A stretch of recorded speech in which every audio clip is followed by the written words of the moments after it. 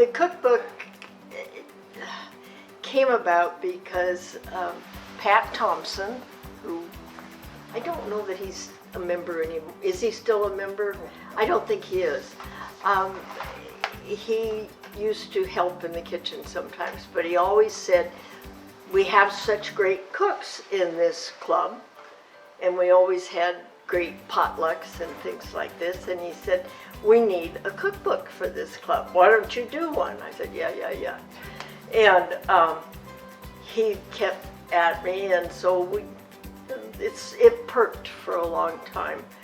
And then we were taught we needed to do, the stove went out, we needed a new refrigerator. I mean, we just things needed to be done in the kitchen to bring them, for one thing, to bring them up to code where the county would be a little happier with us. And when the stove went, that really was the thing that did it most. And we found out that stoves are not cheap.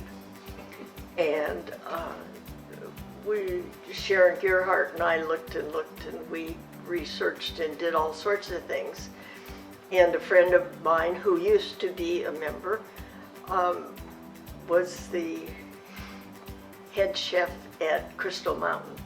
And she told me a company to try to look at for a stove. And we did find the stove, but it was going to be a lot of money. And so we decided we had to come up with something to raise some money for the kitchen.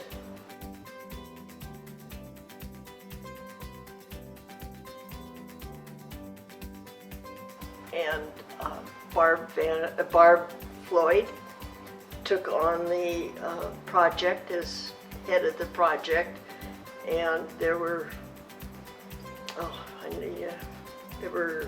5 or 6 of us that worked with her, did different things, and we put out a call to the community for recipes to be included in this cookbook, and we said it doesn't have to be just members only, neighbors, friends, family, whatever.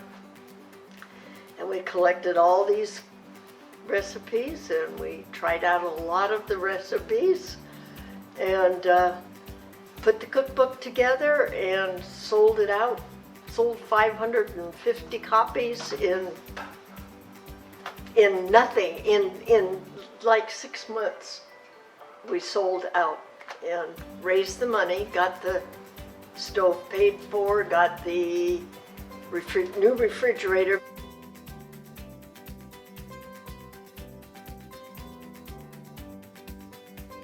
Probably the most famous recipe in that book is your apple crisp.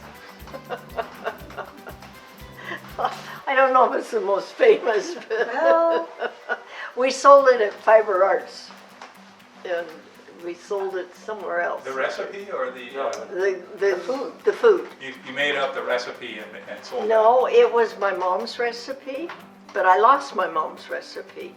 And so this was what my sister and I could remember of it. Okay. And then with a few variations and things, and we tried it the first year at Fiber Arts, and we sold it out. And then we made more the next year, and we set up, the day before we set up an assembly line in the kitchen, and we had 4 women on one side and 4 on another, and worked together back and forth, peeling and chopping and doing all of that, and then put it in the refrigerator overnight, and then put it in the oven.